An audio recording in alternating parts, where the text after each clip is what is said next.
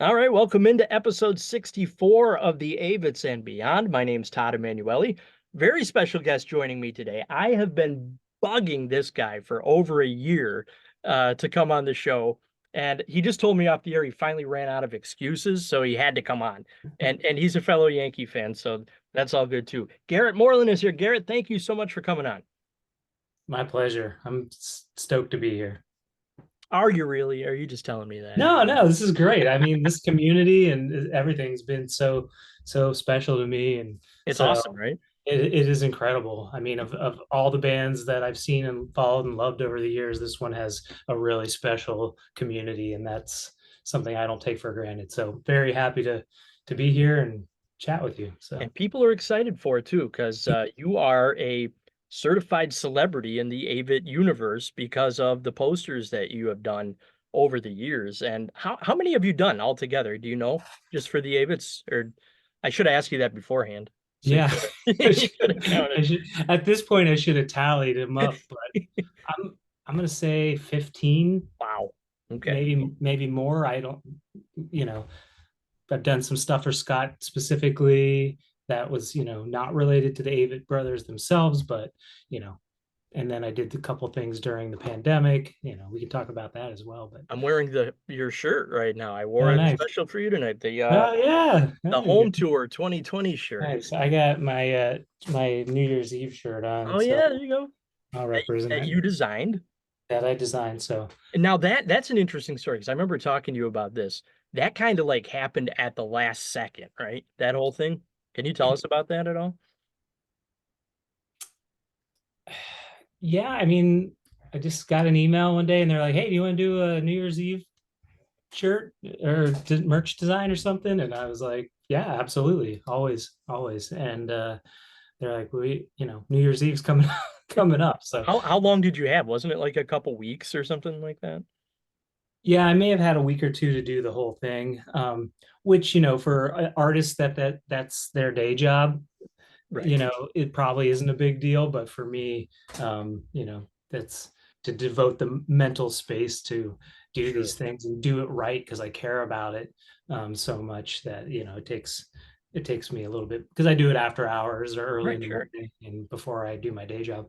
So yeah, it was quick. It was, but I kind of knew what I wanted to do. Obviously they've had a lot of things with Valiant Thor playing uh you know uh old man time, so it was easy as a concept just to be like, let's play homage to Valiant, doing that, and of course the themes of time, and the hourglass is really prevalent in Avett art and lore. Absolutely. So it was kind of easy. It was just like, how do we stylize it? And also, when you approach posters the same as shirts, where you got to separate the colors into silk screens, but I try to make the line work a little bit thicker. And if you've seen a lot of my art, some of it can be a little more cartoony. Some I try to make like woodcut style, and some are finer pencil lines and things. So kind of, you got to find what works best on a shirt. So some of my more detailed art doesn't work very well on a shirt. So anyway,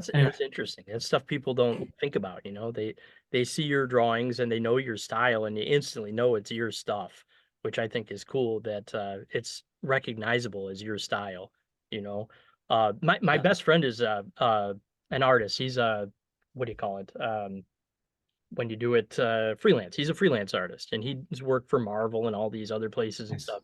And like you said, you had 2 weeks to do the drawing. He's turned down so many offers because he didn't have the time to really think about it and put his whole mind into it. It's amazing to think how many jobs he's had to turn down that were good jobs and good paying jobs just because he wanted to take more time to be able to do it. Is that how you think too, or Yeah, I mean, I don't say no as much as I should because I enjoy the work, and sometimes the right? bands or the opportunities are so good. Yeah, And like, yeah, I had the opportunity to work with a band that I love, or have, or are just like potentially gonna, are really big, that it's hard to say no. And right, right. but at the end of the day, it's not really a super realistic day job for me, especially with family and the Right. need for health insurance. And I'm sure a lot of my poster artist friends have that are super successful would disagree with me potentially, but I do like the security because I freelanced for myself for over 8 years. I had my own company in New York City for a while, graphic design company, and that chase for um, getting paid and the next job is stressful. So at least That's hard, right? yeah, I'm in a place now where I'm able to say no to the jobs I don't want. So if a band I really don't like asks me to do poster, I can politely say no thanks, or I can just choose because I do this because I love it. Right. It's a passion of mine, since I'm a crappy musician myself. I mean, you probably see my guitars See back there. guitars back there, you know. I play a little bass, I play a little crappy guitar and but it was my way of being part of the band. And I started doing band posters for my friends in New York City in the early 2000s. I was gonna And ask how you got into doing posters. Like it seems like such a cool gig that you keep getting over and over again. And it's not your day job. It's not your, day-to-day job to do this stuff, but you get paid to do it, but yeah, yeah, for you, sure. you must have fun with every single one of those posters that you get to do. How did you get into doing it? So like I said, I was doing some for my friends' bands. I put one on the Spotify playlist. Um, Okay.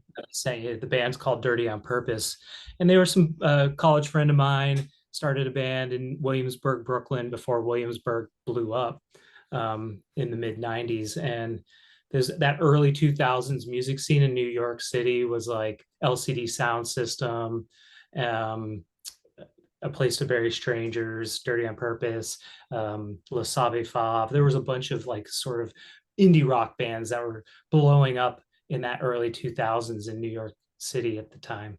Right. There's a bazillion other bands that we used to go see it then, and we're kind of in and around that area. So I would do flyers or poster form or their album art, and just kind of then I was always on the list. That's cool. So I just got to go to shows all the time. So they So it was didn't just pay you. You got to go to their shows yeah, yeah. because they were And in just up fact, and coming bands probably too. yeah, So and I did it. I credit. would, volunteer to do it at that time. You know, I was just out of college, and so I started doing that. And then I had my own agency in New York City for a number of years with two friends of mine, um, one of which went to work for when I moved to Seattle, we kind of shut our company down, and he went to work for Blackbird Productions. And if you're familiar with them at all, they do the Outlaw Music Festival, Sure, yeah, which is still happening and touring right now. it is. Amazing lineup, right? It's Bob Dylan, Willie, of course, is always the headliner, or Those you know, Avid brothers have been involved. yeah, those guys, those David brothers have of course been involved. And so I did the original branding for the Outlaw Music Fest a number of years ago. They've since updated it, but which I think looks good too. So Is good to that have is that your drawing of Willie that I've seen? Was that a the poster or was that a yeah, the an Fourth of album July. cover? So I did the Willie Nelson. So this is Blackbird. I did a Willie Nelson show, which Mm, is kind of posters back there. You probably can't see it, but I did the Willie Nelson brand for his 80 was around his 85th birthday. So it okay. was Nashville. And yeah, let me go back just a little bit because when I started doing work with my good friend Rob, who went to work for Blackbird, and he would have me and our other friend Dave do brand like design the logo for the show, which would then be an ad mat, which is the advertising, and Sure. sometimes a poster for the show. But I didn't really at that time even know like how to separate prints, or I just made four color prints like I would on a full press, Yeah. not and I didn't know a lot about the technique at that time, even though I'd done woodcuts and stuff a lot before. But so that was a good learning curve. But anyway, I started doing some stuff for him for some of the shows. We did the Dear Jerry shows that the Avett Brothers played. We did Merle Haggard. We did the Willie Nelson show. Um, and a ton of others, Levon Helm, Emmylou Oh Harris. wow. So I was getting to work, and these weren't, the shows that they're putting on were tribute shows, but the person they were giving tribute to, unless they had passed away, Right. was there playing with them. So That's cool. the Willie Nelson show was great because I did all the branding, and my friend Rob said, "Hey, you got to come to the show." And so I flew out to Nashville, went to the show, VIP backstage, Oh nice. went went to the practices the 2 days leading up to it. So, Willie and his sons, Lucas, I'm blanking on his other son's name at the moment. Yeah, I can't think of it. Yeah, they're walking around, this family. Dave Matthews is walking over here, and just I'm just sitting there on my computer, like pretending like it's just no big deal. Did you get to talk to Willie or anything? I didn't talk to him. I mean, they kept him pretty Yeah. like secluded and in and off his bus. And I talked to Lucas, his son was pretty very nice and cool. Did you talk to Dave Matthews? Isn't he your neighbor? Or he lives near your I so yeah, he used to live really close to me, like 10 blocks away. And I would see him walk around the neighborhood. So when I was at that show, I I pretty much didn't bug any musicians, but I'm standing there by all their dressing rooms, and they're yeah. just sitting there, and they're all pretty nice. But so I had to say something to Dave, and I was like, "Hey man, I just wanted to let you know I'm your neighbor," or something like that. I was like, Not in "I a live, creepy way. yeah, yeah, I'm not stalking you." I was like, I told him where I lived, and he's like, "Oh yeah, totally. Well, maybe I'll see you around Seattle sometime," or something like that. It's a real nonchalant, which is Right. kind of, but yeah, that was my Dave Matthews story. Nice. Nice. I've So yet I would like to do a poster for him. I've yet to figure out who his yeah, merchandise people are, but there's got to be a way to find that out. You can figure that out. That's a good idea to do his pose. Then you can start going for walks around your neighborhood and stuff. Or you don't live near him anymore though, do you? I think he moved not that far away, but No. I have no idea. All right. Anyway, So yeah, so the Avett brothers, you started doing posters for them. Now you teased this with me. We were chatting like a year ago, and you said there's a great story you have about Scott calling you or contacting you to start doing posters for them, and you wouldn't tell me the story, and I've been waiting to have you on to tell me the story. So I hope you remember the story that you teased about a year ago to me. So let's hear it. oh, of course. I mean, it does tie into what I was just talking about. Okay, So David Brothers had played a lot of those Blackbird shows. sure. And after the Willie Nelson show, I get a call from my friend from Blackbird. He's like, "Hey, the Ava Brothers are interested in contacting you to do something. Is that okay if I give them your information?" And I said, "Of course, please do."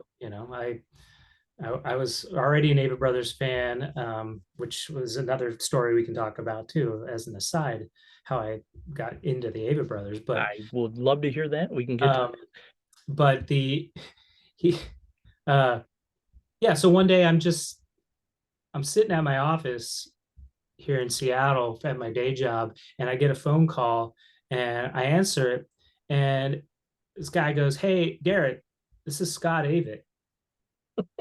I'm like, yeah, right. like, "What?" Yeah, so it was like, what? Uh for real? He's like, "Yeah, yeah, yeah, I got your number from Blackbird." And so, like, that's not how it happens in our world, and in the Right. work that I do. You get contacted by management, you Yeah, get by their people. Right. by their people, you get, I get, and I had worked with Travis before. That's where, but Scott was like, "I'm a fan of your art. That's I'm a cool. fan of your work. I love the Dear Jerry stuff you did that for that show we played. I love the Willie Nelson stuff. Can we, I'd love to do something with you." And he had no real, other than just being a lover of art, and he's an Yeah. amazing artist Oh himself, yeah. as we know. I mean, Did you it, know he was an artist at that point when he called you? I did, Okay. um, but I don't think I understood to what degree, Yeah, like he's that he he's phenomenal. yeah, and that he had also gone to art school. I didn't know that much about him at the Okay. time. Um, but I think that that's why, we had a common bond. Sure. And Absolutely. and he and I, he would just call me and chat, shoot the shit, like just a normal guy, just like we're doing right now. And I think that's just one of the really more special things about these guys is Right. They're just that people. they're just people, and I know that they're that way with their fans and their community, and that's makes that better in my opinion. But the fact that he was like liked my art, and he's Right. That's cool. That's really cool. he's an amazing musician and artist, and like it's all part of the same zeitgeist for us. And and we both, he believed like what I believe is like this is my way of being a like unofficial, you know member of the band in a way, Right. because he believes that the art means something to the whole facade, or not facade, but the essence of the music, right? It's It all is. It right. is though. That's such a huge part of their thing is the art. Yeah, I mean that's why he makes so much of his own art and has over the years, because Right. they're is part of the same creation process. It So is. anyway, it was just a really cool, nice honor.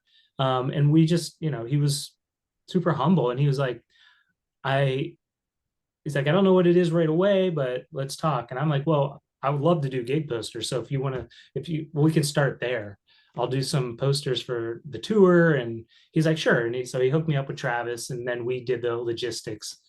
And because I live in Seattle area, I was like, hey, I know they're playing at the Gorge. Can I do that poster? And I also lived in Brooklyn for 15 years. Can I just like I sign love the up? Brooklyn poster. I love that. Yeah, me too. That's one of my favorites. So is that how it works? Like you ask to do them and they say, "Oh, sure," or do they reach out like way in advance? I've Yeah. always wondered about this because the posters come out for every show. How long do people have to work on them? Well, the way I just said it is not how it typically Oh, okay. happens. Okay. That was a rare instance where it was ahead of far enough in advance of Yeah. the tour that they hadn't booked other artists yet. I Gotcha. was able to Okay. kind of um, put my name in the hat for those shows with no expectation that I would get them or not. But Right, right. but I did, and it was um, but typically they'll call you when they're doing their lineup for the tour. They know, and they start to reach out well in advance. I figured So is it like a year in advance or I wonder. uh no, I don't know if I ever get that much time, but 3 to 6 months in some Okay. cases. More than 2 weeks. Yeah. Well, I've gotten those too, Wow. which in For those cases posters? I either say no, Ooh, or you can get like a really right. simple thing, Yeah, because you don't want to put something out that just you didn't have time to get Yeah. exactly the way it should be. I see that. That's gotta be really hard when someone does that to you on any Yeah. project, but But I mean, especially so a I give poster. Yeah. And I give Scott, I give, Blackbird a lot of props and credit for helping me like get some work, start to refine and develop a style of how I wanted to do this. And, I know that I've grown in my style and over the years and refined it. But I always try something different. Like if you look at my work, even though you might know it, I did it. I try to I try to ebb and flow to styles and try different things, because that's the challenge and the fun for me is Right? not always, because there's so many amazing artists like Shepard Fairey, an Obey poster, right? And, Sure, sure, yeah. or there's so many other great artists that have one specific style and they stick to it. And Right. that's what most people want. Well, sure. Yeah, I I would try say to that. just, Yeah. I just try to I think I do have a style, but I think I also kind of push stylistic approaches sometimes, from You have woodcuts to you have different versions of your style from what right. I've seen. That's a Like good one. it's definitely recognizable as you, but there's definitely different versions of your style that Yeah. I've noticed. I mean, the majority, now, I built a portfolio of posters, and I had done I had done that Dear Jerry show, and some people that worked for Universal Music saw it and wanted me to do the poster for David Crosby. Wow. to promote his album. It wasn't for a tour or anything; it was just to promote the album. And so I have that signed by David Crosby on my wall, which is Very so cool. cool. Man, man. So it just started like word of mouth or people seeing the work. And I think Instagram has grown over the years as a good artist platform, even though the Definitely. algorithm stinks. The Yeah. algorithms. But so I started getting some more work from some other merch companies that represented bands I liked. And You're living the life, right? I yeah, mean, you seem like you have like a dream job to what with all the stuff you do. Tell me about Bungie and because what you're the creative director of Bungie, right? Is that your current job yeah, or not the main job? not my day job is I am a creative director. Okay. We're a 1,500 plus person company, so Wow. with many departments. There were probably about 250 people when I started. So it wasn't I started as an art director on our marketing team. So I was creating like visual identity system for the game that we were making, still are making, Destiny. It's a So huge game. yeah, it's not a big deal. It's not no big deal. No, Yeah, no big deal. Just one of the biggest video games ever. yeah, but I came in after the Halo era. Yeah. But it's been cool. I mean, I got this opportunity to help build the brand of Destiny. So I didn't make the Destiny logo myself. Oh, that's But too bad. That would have been I nice. got no, but I've worked on so much and been able to work with incredibly talented designers and artists over my time there. So but now I'm a marketing creative director. So I work on, all the consumer facing art design, setting up sort of what the creative pillars and vision are, style guides, that kind of thing. So Do you get to it's, work from home or do you I go into do. an office? You work from home. That's great. I do go into the office from time to time, but we have a lot of people on our team that are in LA and um, Portland and New York and all over So East Coast. you're on Zoom meetings all the time then, I guess. Yeah. So even when I go in the office, I end up going into a room and And calling people talking to just the people. same. But it is, I am relatively close to our office, so I do go in. That's cool. But I love my day job. Is so I'm so thankful that I get to be creative. Um, That's a dream job for me. and Just be creative for a they're living.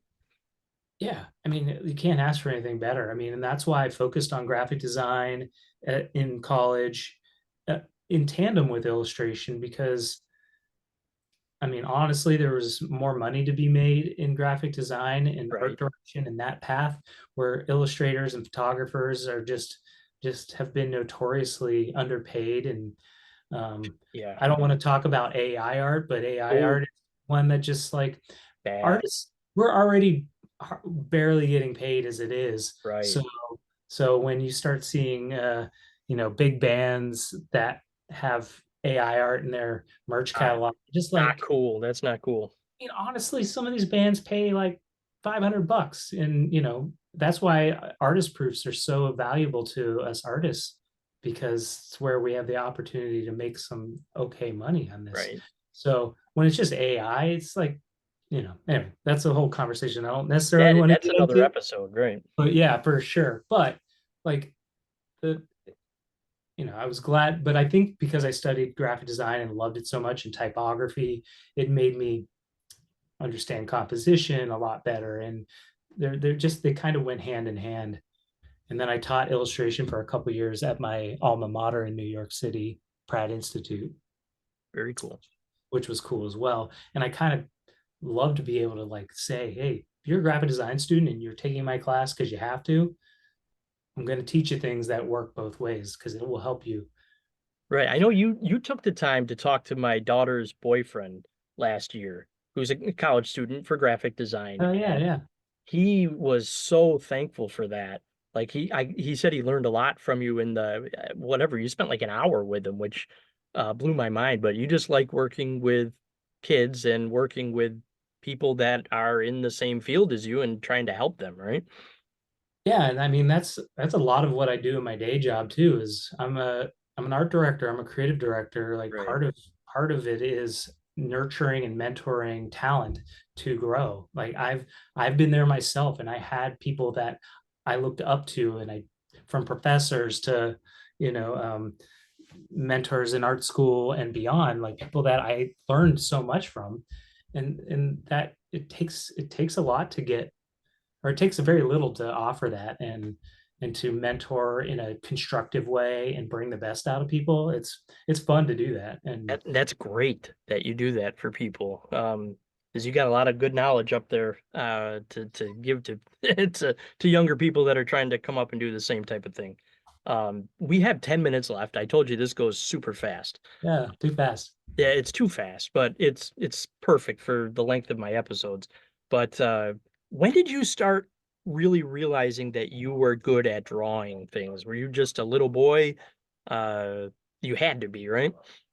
How old were you? um I mean, I think my parents had me drawn from an early age because it was a way, before we had lots of video games and iPads and stuff. It was a way for me to get me to kind of be a hyperactive kid, to chill out. And Right, it's right. something I really enjoyed doing. And my dad he was pretty creative. I don't know if he was a great artist or anything, but he had this big paper calendar on his desk, and he would flip it over, and it was just white on the back. And he would draw 3 lines and make me turn it into something. Oh, So that's cool. it was kind of like challenging my creativity at an early age. So I love that idea. That's a great idea. yeah, there was it was just some like Salvador Dali used to do this thing with the other surrealist artists where they would fold a piece of paper and draw a little line, and you'd unfold it. Each artist would draw a section of this folded Oh, paper. So we would do things like that as well. And what was cool is you'd open it up and you didn't know what the other person drew. right. So these were just like kind of brain teasers and things to jumpstart creativity. So Oh, my I was dad, just gonna say, what a way to turn on your creativity as a child. That's amazing. I yeah. wish I wish I thought of that with my kids when they were little. That's awesome. Well, I try it with my kids, and they're like, "Yeah, And they whatever." don't So care. everybody's got to learn their own way, and so I Right. don't force That's my true. art on my kids, and I let them find their way, and then if they want my help, I nurture that in a way that Are they artistic? for them. Um, my daughter is super creative. Like she loves theater. She's 10. She loves Yeah, theater. She loves music. She loves ballet. She loves to sew. She's always drawing and building and making little things. And great. so I see that in her for sure. So, Are you uh, gonna take her to New York City to see Swept Away when it hits Broadway? absolutely got to do that. I got to take her to the art museums and, you know, Has she been do. to New York before? No, I've been waiting to take my kids there when they can walk. Right. Yeah, like when they won't complain. I mean, they can walk, but, you know, Your walk daughter's gonna 30 love this. blocks. Your daughter's gonna love the city with all the museums and stuff. Yeah. That's So, cool. All right, yeah. so So long story short, I my grandmother must have been babysitting me, and she bought me a Mad magazine because we were at the grocery store, and like that changed my life. Like I just started copying Mad magazine front to back, you know, and that's kind of why I have a lot of caricatures in my portfolio, and it was that never left me. that's really funny that you say that because when I first started seeing your work, I would think it's like Mad Magazine. I would think that, like the Alfred E. Newman drawings, Yeah. and that's really funny that you said that. Yeah, Uh, so just being able to kind of grow that and nurture that over the years and find my own version of that. And, caricatures kind of get a bad rap as something you'd get at a Six Flags and, pay $10 for. So I always want to make sure I was growing that. doing better than that, right? Yeah, and finding my own way to make it unique and fun. And so, yeah, Yeah, that's really cool. All but right, yeah. 7 minutes left. Tell me how you discovered the Avett Brothers. Oh, actually, it was when I moved to Seattle because I hadn't heard of them in New York. I moved to Seattle in 2009, and KEXP is an amazing radio station here. Um, and they play great stuff. And they were playing them a lot when I first moved here. Really? Wow. And had what song? I'm blanking. They had a song on one of their compilation CDs that they put out at the time. Um, I want to say it was I Am Loving You, but it wasn't. It was one before that. Anyway, so that's kind of how I heard him. And a good friend of ours here was happened like this all happened within a week. I moved to Seattle. I hear him, maybe not weeks, months, but felt like that. And our good friend texted me and my wife and we're like, "You guys want to go see the Avett Brothers?" And I was like, "Oh yeah, I just started Yeah. getting into them. I just bought two of their CDs up at our local record store because they were featured on our local radio station." And I I was like, "Yeah, we'll go." And then that was the first time I heard "I Am Loving You" Oh because man. because they sing about Brooklyn, Right. and I just moved from Brooklyn to Seattle, and I was feeling a little homesick and Hooked out of place. instantly. Right. And they're showing pictures of the Brooklyn Bridge behind them as they're playing. And it really hit home to me, like no pun intended, but Right. it just felt really cool. And it was a great experience. Um, so I had gone home, I had done some doodles of them on like napkins and sketches. I sent them to Scott once just to, you got a kick out of that. But like I have like a napkin sketch of Bob Crawford somewhere. I have to find it. Nice. Um, but yeah, so just like having heard that, I was definitely a fan and into their music back then, and so you know, zoom to It was just gonna 2019, and I'm getting called by Scott directly was I just was just like, gonna say that had to be surreal after discovering them, finding their music, falling in love with their music. Then you're getting phone calls from Scott saying, "Hey, do you want to do artwork for us?" Pretty surreal stuff. yeah, it was pretty amazing. And now, I've done work for Blink 182 and I Yeah, did I did a hockey related shirt for Pearl Jam last year. I mean, I'm starting to like edge into some of the like bucket list bands. yeah. Keep going, man. Keep doing your Right. thing. You're amazing. Your artwork's awesome. I fell in love with it the first time I saw it. I'm so glad you came on my show. I have a bunch of your posters up on my office wall. You're the one that dominates the wall in my office walls. I have so much stuff up in there, but I have David Childers paintings on my wall. Um, and who's the other? I'm blanking on his name. Darren Shock. I have a bunch of Darren Shock baseball posters, of course. So Of course, of course. Yeah. had to get all of His those. his uh his tennis one was pretty That's fun. awesome. Did you see the 3D one he did? No, I didn't The see it. tennis, there's like it's carved out. I think he Yeah. was only selling one of them. It was like a 3D version. It was really Yeah, I cool. saw he started doing that. Yeah, those are great. I Okay, love, I mean, retro baseball cards are love it. Love that stuff. yeah, so All right, cool. so you picked the music for the episode. We have 3 minutes left. Do you have the list in front of you? We have quite a list now. We're not going to get to all of these songs, but I am going to create a Spotify playlist and post it on Facebook and all that stuff, Yeah. so people can listen to the songs that you picked for the episode. Go ahead, run down, tell me why you picked these songs.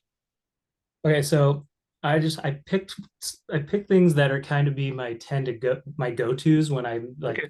at a loss for what should I listen to? Yeah. Zeppelin has always been there. It's been Nice. there since my uncle bought me the tape when I was like 6. So hard to pick a song, but at least Black Dog when that first like Love noise it. Yeah, that's one of my favorites. hits you, it just brings you back. Yep. Radiohead is just always the one that I easily go to. um Pixies is probably one of my favorite bands because they're in this era of like punk rock but was melodic and fun and weird, and like to know the impact they had on music culture is incredible. Yeah. Like Nirvana, Kurt Cobain said he spent his life trying to rip off the Pixies. Right. So Pixies, are on my list for sure. Modest Mouse got me through college, and I like their early days because so I put that on the list. It just reminds me of that time, but also again, I like while I like alt country and Patsy Cline and Johnny Cash, which I have on the list as well. Yep. But like I always liked indie rock and that kind of stuff. So bands that had a little bit of a punk rock edge. I didn't get a chance to show you my Green Day shirt either. Oh, you have it there. Oh, look at that. And that's from the Dookie tour then, right? Yeah, it says Oh, wow. 1994 on the That's back. the year I graduated high school. How about that? Yeah. I'm 95. So I'm older. anyway, yeah. So I put on here a few bands that I'm sure people that don't know about, but it's kind of like I think what's cool about this is there's all this music, but Slow Dive, I really like shoegaze bands. Um, and Ramones I put on here. Slow Dive is a melodic shoegaze band. Recommend people check out at least this song. Um, Ramones is just classic punk. Yeah, So a lot of the other bands are on the list. You know, Pink Floyd, Willie Nelson, Ween, The Clash, things like. I like jazz too. I like Miles Davis, but love it. I was struggling. I really like this new song, Cheap Coffee, on Love the it. new album. Yes. Something about it has that kind of drony minor key. That's what I like about shoegaze music. So Really I, cool. We I, have I picked, less yeah. than a minute.